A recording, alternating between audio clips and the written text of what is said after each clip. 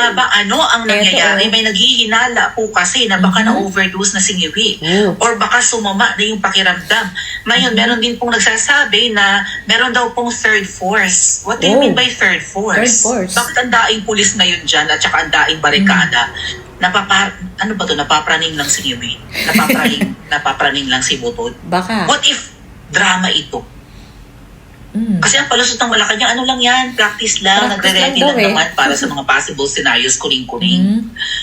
Itong pagtitipo ng napakaraming pulis, mga kababayan, sa paligid ng Malacanang, plus itong mga barricade, hindi kaya dahil ito sa post ng isang taga-iglesia, may nakita po kasi ako dito na parang gigil na gigil siya. Sa una, ikalawang panawagan, di kayo tumalima, sa ikatlong pagkakataon, kangkungan na kayo pupulin. Sana. Pupulutin. Connected rin sa pagbabanta ng mukhang isang miyembro ng iglesia. Yes. Hindi ba't napapanahon ng dapat sugurin yung kapituko na yan na inuutil naman? Dapat lang. Hindi mo kaya, hindi mo kaya. Binubudol mo kami, niloloko mo kami. Inutil ka, kitang-kita. Yes. Kung hindi mo na kaya, bakit hindi mo ipaubaya sa merong mandato at inatasan naman ng konstitusyon na pwedeng pumalit at humalili sa'yo kapag hindi mo kaya? So, ayan na nga. Di ba nga, ang dami nga kumakalat na may mga barricade na talaga yung Malacanang. Tapos, ang dami rin mga pulis na nakalagay doon sa paligid. Talagang, tapos ngayon nga, ang palusot nila, parang, lang daw, preparation lang daw, parang drill, parang ganun lang. Sa in case na kung ano mang maging scenario, o kung ano mangyari, ganon ang kanilang palusot. May mga pinapalabas silang ganyan. Pero sabi nga, at syempre, hindi maiiwasan mag-isip na baka nga daw yung ibang reason ay baka malala na nga si Bangag na anytime ay pwede nang mategi. Baka mamaya na over din na. O kaya naman, gawa-gawa lang nila, gusto na nilang umalis, yung mga ganyan. O kaya naman, bawa, di ba sabi nga nila, may third force. Baka mamaya kakampi din nila. Or kasagwatin nila yung third force na kunyari aagawin yung pwesto para hindi lang si Inday Sara, pero may deal na sila in case na agawin man nun. Mga ganong senaryo. Kasi nga, napapraning na kasi sila, sobrang pagkapraning na talaga. Tapos eto pa nga, ang Iglesia ni Cristo, bukod dun sa Big One na sinasabi nila Manong Chabit, meron pang Big One pero wala pang date at walang sinasabi. Basta lalabas na lang daw sila May banta rin yung mga iglesia na sa una't ikalawang panawagan namin hindi nyo pinansin. Sa pangatlo, sa kangkungan na kayo pupulutin. Ayan, ang dami nilang talaga, ang daming ikakapraning talaga nila. Kaya, ayan, hindi natin alam kung ano talaga. Pero, kung ano man yan, ang pinakamaganda yan ay mawala na sila sa pwesto at si VP Sara papalit sa kanila. Yun lang talaga ang pinakamabisang dapat na mangyari. Bakit na ba ang nangyayari? May naghihinala po kasi na baka na-overdose na si Ngiwi or baka sumama na yung pakiramdam. Ngayon, meron din pong nagsasabi na meron daw pong third force. What do you mean by third force? Ewan ko. May ikatlong grupo na pwedeng lumusob at umagaw ng power ni Ngiwi? Malamang. So, sino ang first force? Sino ang second force, mga kababayan? Bakit may third force? Ano ang component ng mga yan? Sinong mga grupo yan? Wala nga akong nababalitaan na yes, matagal pa yung kay PRRD rally or baka ngayon na ang one time, big time. Bakit ang daing pulis ngayon dyan at saka ang daing barikada? Napapraning lang si Ngiwi. Malamang. Napapraning lang ang dami naman kasi niyang dapat ikapraning talaga. Lalo sadyang siya praning. The triumvirate. The evil triumvirate. Tamba, babaeng ahas at Ngiwi. What if may magchuchu na naman? Di ba? Pwede rin siguro yan. sila napapraning. Pwede rin baka may yan. magtimbre na naman na, may delivery na naman ngayon, subukan yung lusubin. Mali-maleta ang pera. Ang pan-deliver, hindi lang truck, hindi lang van, hindi lang kotse, kundi truck, armored van. Helicopter pa nga Deliver na doon, ika. Airplane pa yung iba. Pwede, no? Or Yes, maybe, pwede. nag-iingat sila sa possible military junta. Or, baka nga si Ngiwi ay na-overdose na, mga kababayan. Ang daming reason. And kaya siguro sila ganyan naglalagay ng barricade. Baka magwala ang mga Pilipino kung may masama na ngang nangyari kay Ngiwi. Ano nakalagay sa batas natin? Pag hindi na kaya ng leader ang mamuno, say siya ay imbalido, no?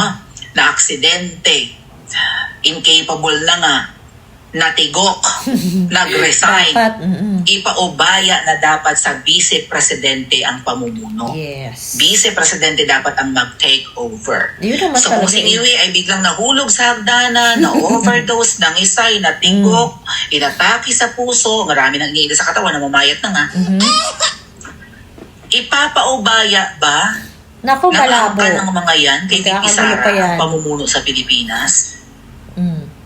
Kunwarian na may coup d'etat, pero ang Malamang totoo, pwede lalayas na si Iwi. Mhm. Ayaw na niya, marami na siya nakamkam, bahala kayo dyan. Oh, Pwede rin. pero siguro may kondisyon. Ay, Yes, kung si sige, Ibo nga wala yung ng kondisyon. nasa third force na binabanggit. Ayusin nila Ayun, yan may eh. binanggit. Naku, si Attorney Levy Baligod Pabagay, abogado yan, mukhang may reliable source. No? Yes. What if drama ito? Kasi ang Pwede, palusot ng madami Malacanang, ano silang lang yan, pa-style practice na lang, ganyan. nagre-ready lang naman para sa mga possible scenarios, kuning-kuning. Itong pagtitipo ng napakaraming pulis, mga kababayan, sa paligid ng Malacanang, plus itong mga barricade, hindi kaya dahil ito sa post ng isang taga-iglesia, Pwede rin. may nakita po kasi ako dito na parang Piko na rin gigil na gigil siya. yan eh. Sa una, di ka Dalawang naman beses silang panawagan, di kayo nanawagan, tumalima, diba? sa ikatong pagkakataon, kangkungan na kayo pupuliti. Yun, dapat pupulutin. gano'n. One time, big time, rin sa magsama-sama na kasi. Ang pagbabanta dami ng niyang mukhang sigurado. isang miyembro ng iglesia. Mm. Hindi ba't napapanahon ng dapat sugurin yung kapituko na yan na inuutil naman? Dapat na talaga. Hindi mo Sobrang- kaya, Iwi. Yun, hindi mo kaya. Mhm. Binubudol mo kami, niloloko mo kami. Inutil ka, kitang-kita. Kung hindi mo na kaya, bakit hindi mo ipaubaya sa merong mandato at inatasan naman ng konstitusyon Yari nga siya. na pwedeng pumalit at humalinis sa'yo Pag kapag hindi mo pinaubaya, kaya? yari. So, ayan na nga. Ang dami naman kasi nila talagang reason para mapraning. Bukod sa talagang sila'y praning na. Ang dami lang reason. Kasi kung sinasabi nila na may third force na ganyan, na may kudita. Tapos yan nga, merong maaring anytime pwede na rin mategi si Bangag o baka biglang atakihin. Alam mo yung mga preparation na pinapalabas lang nila na parang ano lang yan, parang practice lang yan, parang preparation lang kung ano mang maging mangyari. Pero wala naman kasing nagbabanta na ano eh, wala ngang nagtitipo lang nga nagrarally eh. Pero yan nga, may ganyan, may yung iglesia kasi pikon na rin sa kanila eh. Kasi sinasabi nga, totoo yun, nakita ko rin yung post na yun na ang sabi niya, doon sa una't ikalawa nilang panawagan ay hindi nyo kami pinakinggan. Sa ikatlo, pupulutin na kayo sa kangkungan. O, di ba? Maganda yan. Kung sinasabi nila, kasi yung the big one na sinasabi din nila, yung group nila, Chabit na, hindi namin sasabihin, basta na lang kami lalabas, one time, big time na to. Kaya yan. Eh kung magkakasama nga yung mga yan, kung lihim na binubuo nila na kasamang iglesia, marami yan. Hindi nila kayang pigilan yan. Pag yan ang kumilos ng magkasama. Yun talaga, one time, big time. Tapos lahat na yan. Kasi alam ko yung iba nagko-coordinate na rin na tapusin na natin to. Talagang, ang dami na talagang nananawagan. So, yan. At talagang maaano naman eh, mapapraning. Kasi ang daming pwedeng mangyari eh. Baka mamaya may mga grupo nga na ayaw din kay Sara, tapos gusto sila ang mamuno. Meron din ganun. O kaya naman, pwedeng pakulungan din nila na kakampi rin nila yung kunyaring aagaw sa kanila sa pwesto para sila lusot na, at least hindi si BP Sara. Pwede rin ganyan, pero wala eh. Sabi nga ni Atty. Panelo, noon ko pa sinasabi, talagang nakatadhana yan, nakaukit yan sa kapalaran ni BP Sara. Hindi nyo maano yan, hindi nyo kayang anuhin yan, kontrahin yan, di ba?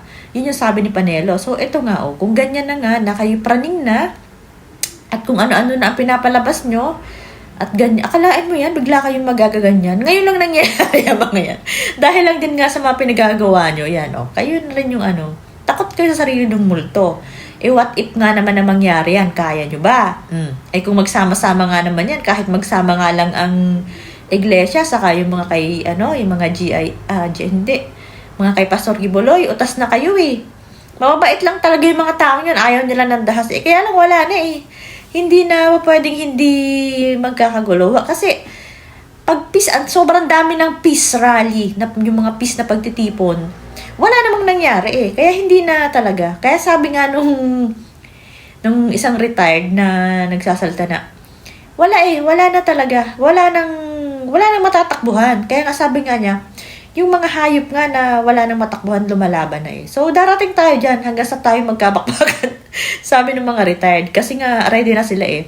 At syempre, alam nga naman kumikilos kayo, sasabihin nyo na ganito yung ginagawa namin. Syempre, hindi. So, and baka may mga naririnig-rinig nga, mga may nagchuchuchu sa kanila na anytime pwede tayong sugudin ng ganitong grupo, anytime pwedeng maging ganito, o di, ayan, pinaghahandaan nila. Pinaghahandaan nila, bigla na lang sila naghahaganyan. As in, grabe talaga yung mga pangharang nila, talagang parang ang tatalas talaga, pinaghandaan nila, okay lang sa kanilang masaktan ng mga tao, makaligtas lang talaga sila eh. Kaya yan, kung hindi pa yan talaga, saka panahon na rin naman talaga, dapat ngayong taon na to, bago matapos tong taon na to, dapat tapos na rin itong mga to eh. Para kahit paano, mapaaga-aga yung pag-ayos ng Pilipinas, kasi talagang palubog na talaga, lubog na talaga. Lalo na ngayon, kung ano-ano na lang ang ginagawang, palusot ng mga to, tapos akala mo'y napakaganda ng ginagawa nila. Samantalang galit na galit na sa kanila mga tao. Tsaka hindi nila talaga kayang talunin si BP Sara. Yun ang pinakang kinatatakutan yan. Yung maging presidente si BP Sara kasi nga, may kalalagyan talaga sila, hindi pwedeng wala.